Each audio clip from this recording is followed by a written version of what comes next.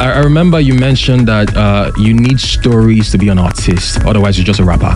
Break it down for me. Gucci be knowing some things that I've said. That's interesting.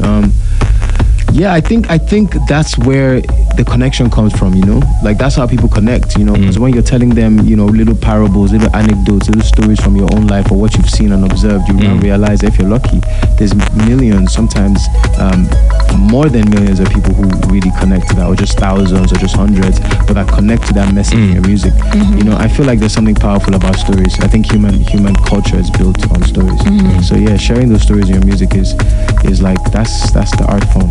You've mentioned that you thought that Jai was going to be a hit song, and you also didn't expect Feeling to be a hit record, which it was. Why do you think Jai was not a hit according to the judgment of a lot of people? And why do you think Feeling was that hit? And with which trajectory do you think Hallelujah will get to? I think that's one aspect of music that I have learned not to put any energy into. Assessing songs as whether they're hits or not. You know, I think the best part, the thing I can do is put together the best song I can do. Yeah. And I learned that from Jai.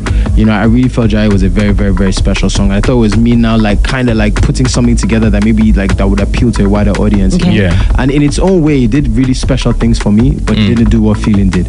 But to me, I've stopped predicting. I'm just doing. So I will play your song Hallelujah before we had started off this conversation. I saw a video of you talking about how you don't like the idea of dumbing down verses, and you just know the kind of verses to put on different tracks. What sort of verse did you decide to go with for Hallelujah? Hallelujah was introspective, you know, like I had to, like, for me, it's having a conversation with your younger self. Obviously, since that can't really happen, you end up like talking to the artists that are coming up behind you, you know. Yeah. And giving them game, you're telling them what you're seeing, you know, so that maybe they can make some adjustments. Yeah. Maybe they can reason things differently. You know, so really it was me kind of digging deep into like what I've been through and what I'm going through right now. And put the truth out there into it. So yeah, I don't believe in like dumbing down. You write what the song is. A lot of people love your rap style. I do too. If you could liken, do you watch football? Do you like football? Yes, I do. Or if you could liken your rap style to the trickery or flair of a football player, who would you be? Wow, that's a really good question. I don't know, man. I feel like Aigbe, Thierry Henry. The reason why is because Henry didn't just like to score goals. He likes to score goals a certain way. You know, sometimes pass into the back of the net, sometimes the top corner.